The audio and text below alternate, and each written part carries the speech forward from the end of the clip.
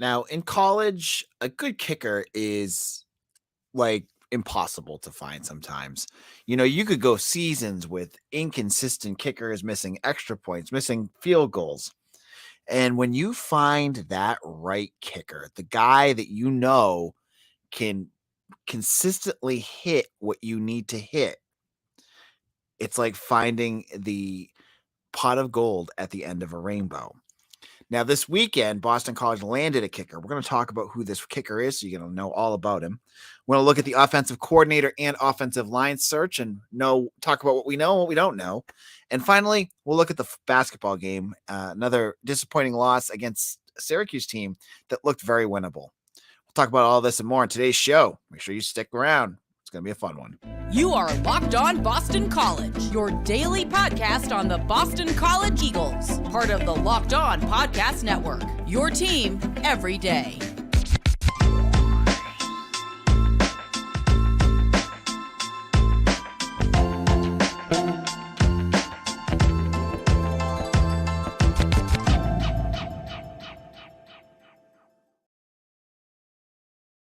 Happy Monday. Welcome. This is AJ Black. This is Locked On BC. I am your host. I'm also the publisher of 247's Eagle Insider. If you want the best BC coverage on the internet, check out our site. Between me and Mitch, you'll get some of the best stuff out there. Today's show is brought to you by LinkedIn. With LinkedIn Jobs, you can hire qualified candidates more efficiently by matching open roles with people who have the skills, values, and experiences to help you achieve your 2023 goals. Post your jobs for free at linkedin.com/lockedoncollege. Terms and conditions apply. All right. Busy weekend in terms of BC sports. We are usually a football and basketball centric podcast, but hockey played this weekend, women's basketball played this weekend, and we're getting ramped up for BC baseball and a very big season for Mike Gambino. But again, it goes back to football. And I always have my finger on the pulse of everything that's happening with this football program to bring you the latest updates. And man, there's a good update this week. Now, one of the things that was lacking in the class of 23's recruiting class was kicking. There were no specialists on this team. Every recruiting class, you might want to get a kicker or a punter. You don't need to fill your roster with them because what are you going to do with 4 kickers and 4 punters? That's not usually something you need. But this class, there was nothing. After the early signing period, and after there was a few visits, as you can see in the picture on YouTube, if you follow us on YouTube, Sam Stone of St. Michael's in Austin, Texas, visited just before the late signing period on February 1st. Now, Stone, I had crystal balled because I can, if you ever follow recruiting, it's a fun thing that we do where on 247, if I know a kid's going to commit or I have a good hunch on something, I'll put in a crystal ball. It's my way of saying, watch for this.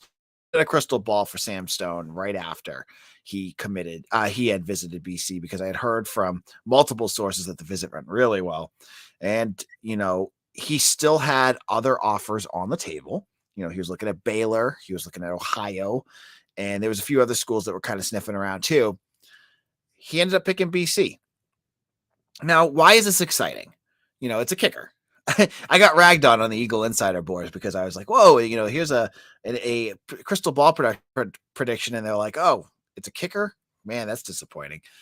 Hey, how many games has BC lost in the last 15 years because they have no kicking game? Last year it was a struggle. Connor Litton had a bit of big regression. Now, Sam Stone is, 247 doesn't rate kickers usually. If they do, it's usually just like a 2 or 3 star. Cole's kicking camp is usually the big go-to ranking system for kickers. And to say that they're generous with their kicking stars is a bit of a understatement. I believe Connor Litton was 5-star. I don't know what Liam Connor is, their other kicker, but they're usually like everybody's awesome. Let's just leave it at that. So Sam Stone is 4.5 stars as a kicker and a punter. And, you might ask, is he going to come in and kick? Is he going to come in and punt? Who knows? I would say I would probably lean, he's got a big leg, so he could easily come in and do kickoffs if he need to. I still think Connor Litton, if he can figure some things out and get his head back on, kick as Marty Party said, kickers are 99% mental. I think kicking on I love the typo on this. Sorry, Marty. Kicking is 90%, 99% mental. Kickers probably are also 99% mental as well, but that's just a great typo. I loved it. But I think Litton will probably be the kicker. And then I'm not sure what you do with Stone. Does he try to get into punting? Because I don't know. Sam Candotti did not show me last year that he can give you booming punts. I know he does the Aussie style punt. But I don't know. It's going to be interesting. Like they bring in these kids and they let them kind of figure things out. I mean, like Danny Longman did everything, I believe, for BC. So there's no reason to say Sam Stone won't do the same thing.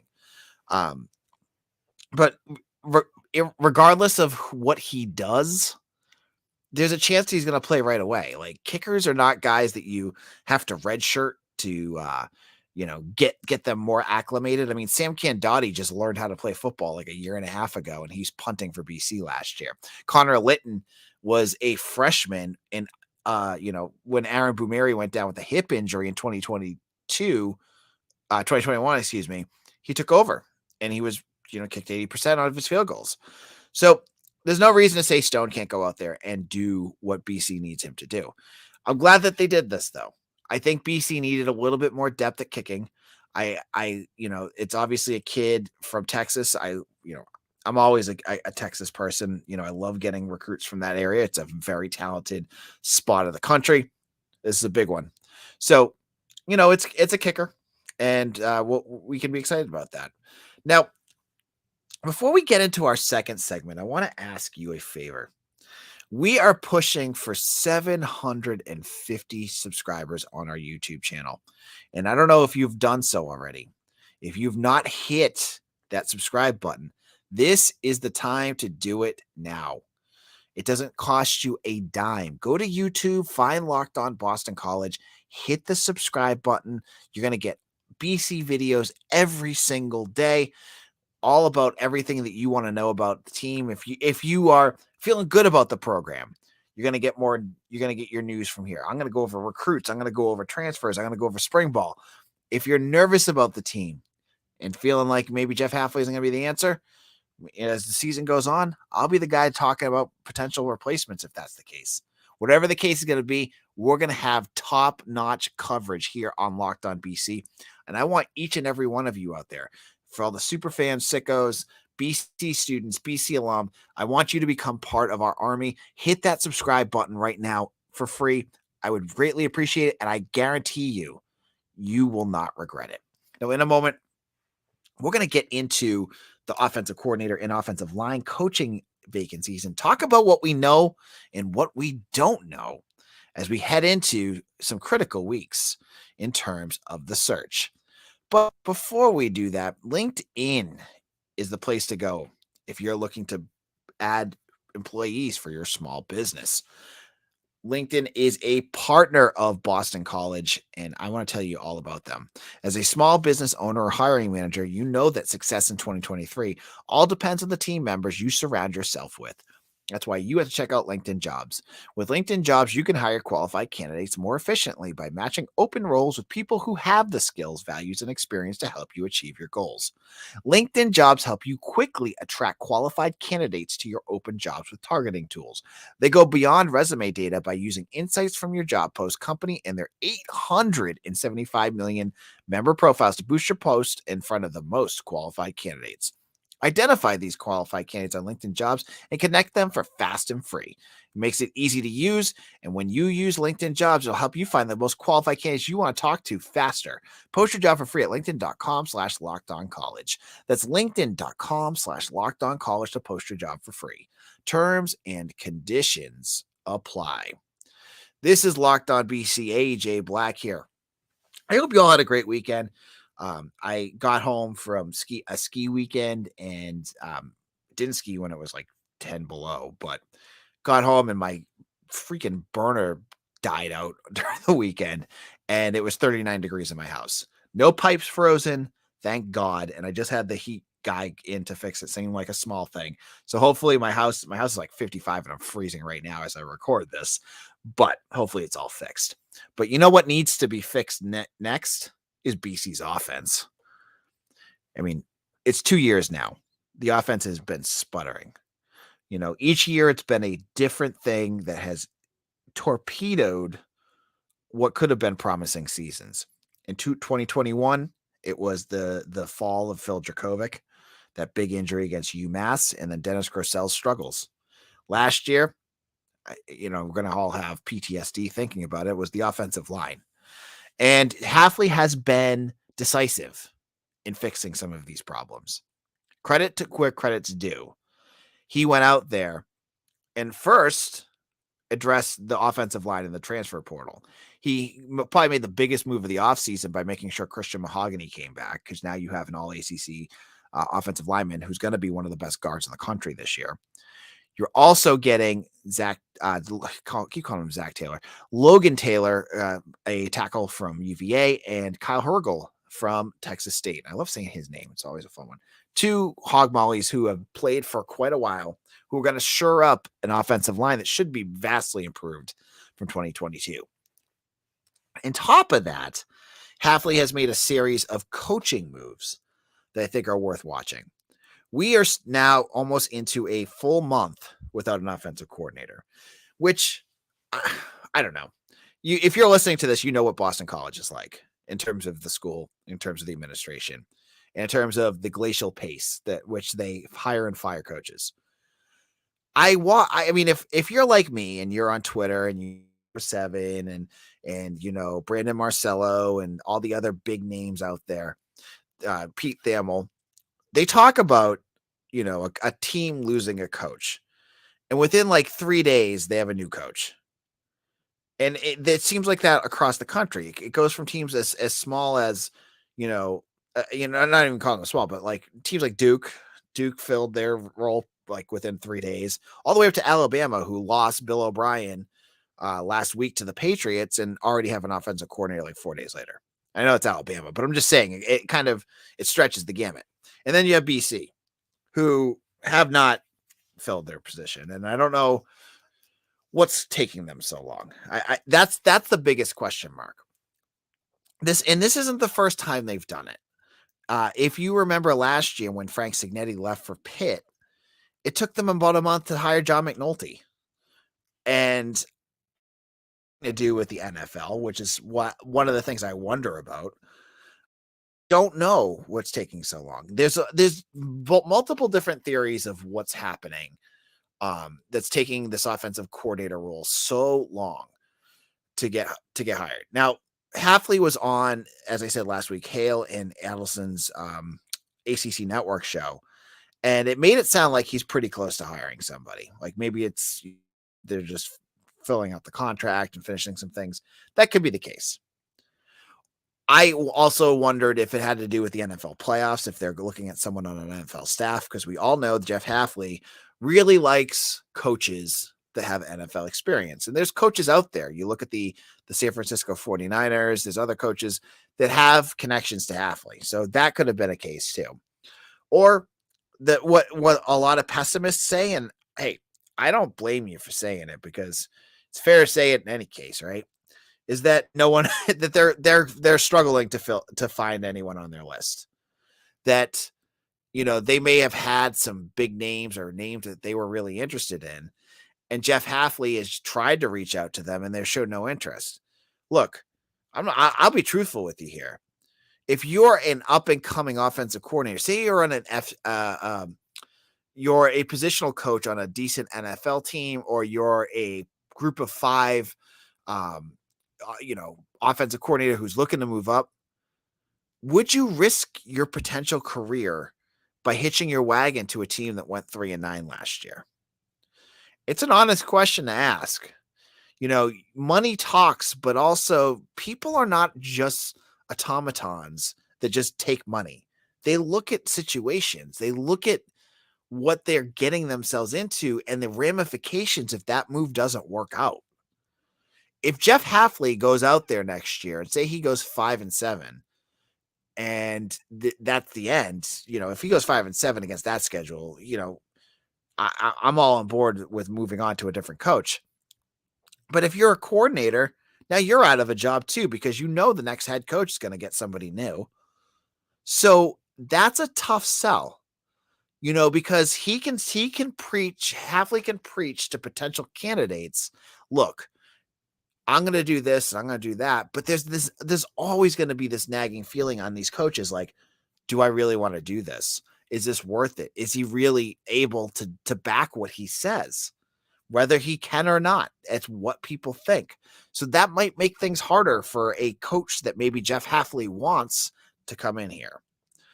Now, the offensive line coach is another question mark, because at first, my thought all along, whether we like it or not, is that Chris Snee is going to be the next offensive line coach. I've heard things. I truly believe that that's what the original plan was going to be, if they moved on from Googs, and they did last Friday. Now they are on to finding this offensive coordinator. Could that put a monkey wrench into the plans of the staff? An offensive line coach is important, especially when you had the unit that played like they did last year. I could talk to my face turns blue about all the potential, but let's be real here. An offensive coordinator is going to want an offensive line coach that has experience. Chris Snee doesn't have any experience. So an offensive coordinator may want to bring in someone they know, someone that Hafley knows, that has more experience. So that might actually change the projection of where they go there. It may not, but it may do that as well. So I think this offensive coordinator position is going to have to be filled first before we see who the offensive line coach is, because Hafley's going to have to let his guy make his hire. I don't expect any other offensive changes in terms of coaches. You could always see possibly Steve Shimko go back to tight end if the right offensive coordinator isn't a quarterback coach. That could happen. But Savon Huggins, I thought, he kind of walked into a tough situation last year, and Darryl Wyatt was fine. But the name that keeps popping up that folks have asked me about is Azar Abdul-Rahim. This is the guy that is the associate head coach. And, a lot of folks really like what he's done recruiting, and rightfully so. He's done some really nice things. A few people have pinged me to ask me, they've thought that they've seen him, following a ton of Michigan coaches, and possibly could he be going to Michigan? I mean, I don't see any smoke yet. We'll just leave it at that.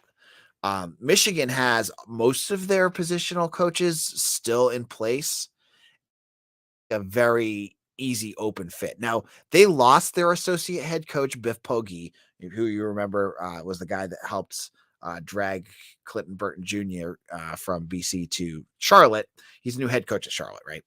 So Poggi, his spot's open, but Jim Harbaugh is not going to bring in a brand new coach and just make him associate head coach. So probably give that as an upgrade or a promotion, to someone on their staff.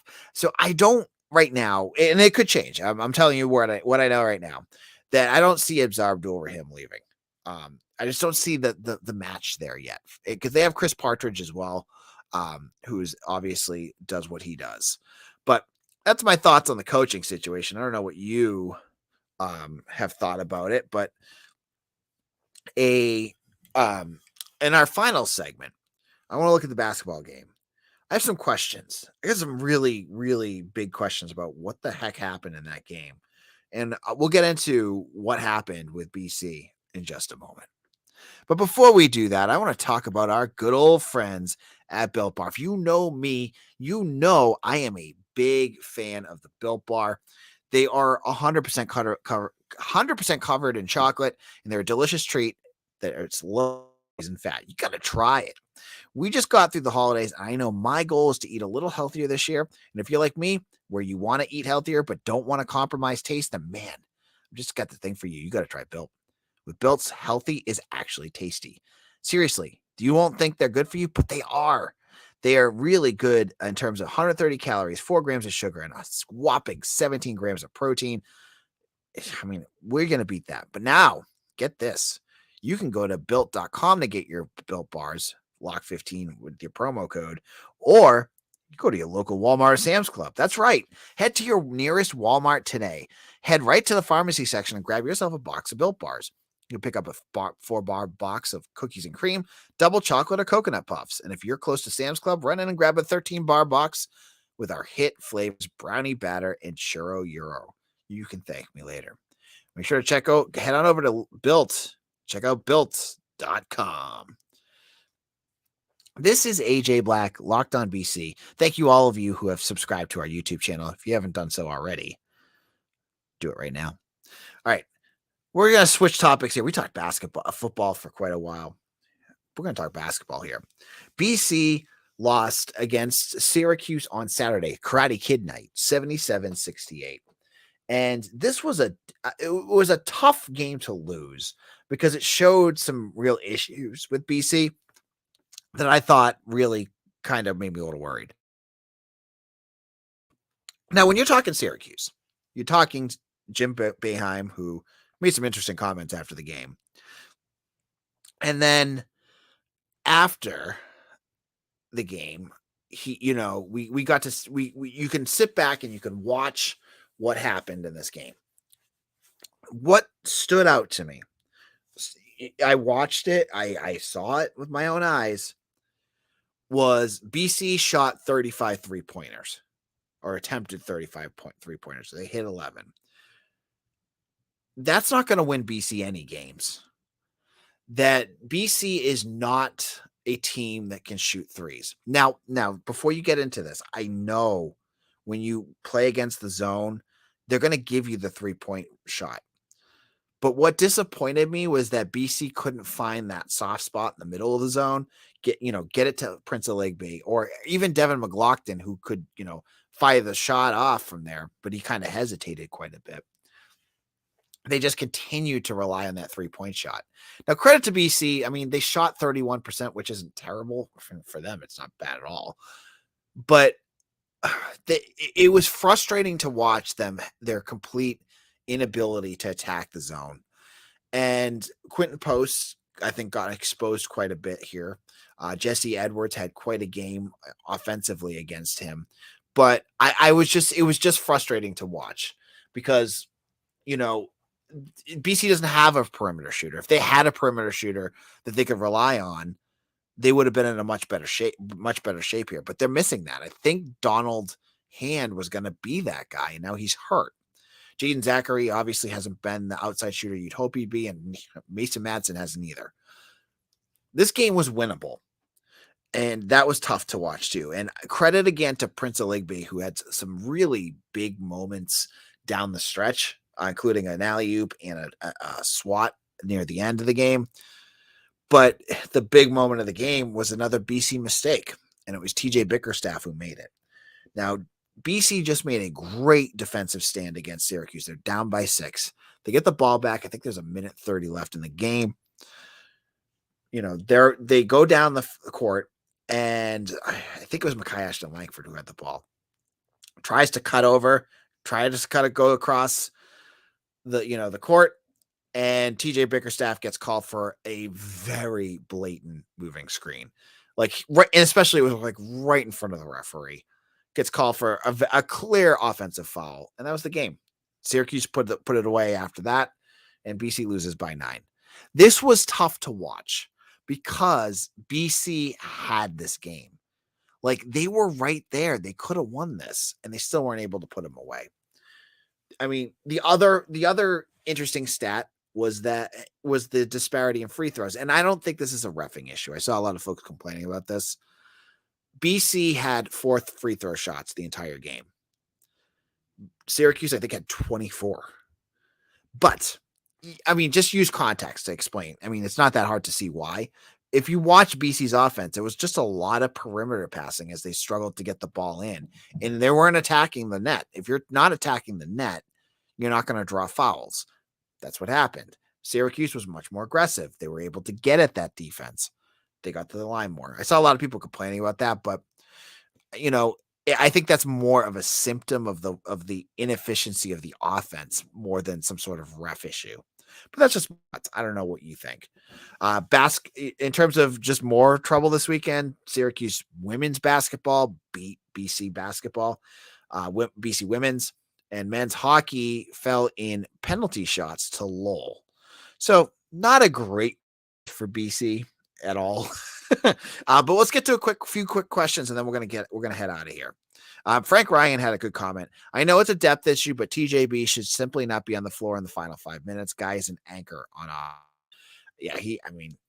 think it's been a big issue with him all throughout his career is that, he's very inconsistent offensively. And it's tough to have him out there. Marty Party says Abdul's recruits are ranked high, but haven't really produced on the field for BC. I mean, his DMV guys, yeah, I don't think he's done a great job with that, but he has brought in guys like Amari Jackson. I thought was pretty good. And Cole Batson. He's associated with almost anyone that recruiting wise, because he's kind of that master, right? Football Fan says any more scoop on the rumor that Hafley was going to call plays and put in a patchwork offensive coordinator by committee? No. Hafley is not calling offensive plays. I don't think he has enough of he's even said it himself. He doesn't know the offense. I mean, it's not his thing. I don't think Hafley would ever be calling the plays.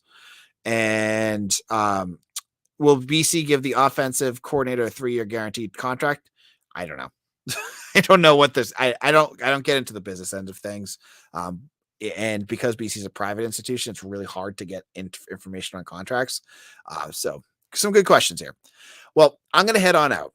Again, my name's AJ Black. If you don't follow me yet, please do on social media. I'm at AJ Black _BC. I'm also the publisher of Eagle Insider. We have a kick butt commenter board there. I know a lot of you folks out there are commenters. Join our message board. It's a really fun experience. I'm on there. I do a lot of stuff in terms of connecting with the readers. Mitch goes on there too. Come on by. It's free if you want to use the free boards. Some of it's VIP, but if you want to check it out, I highly recommend it. So go to Eagle Insider. It's part of the 247 Sports Network. This is AJ Black. We'll be back again tomorrow to kind of talk about maybe offensive coordinator news. Who knows? We'll get into it then. Take care, everyone. Stay warm.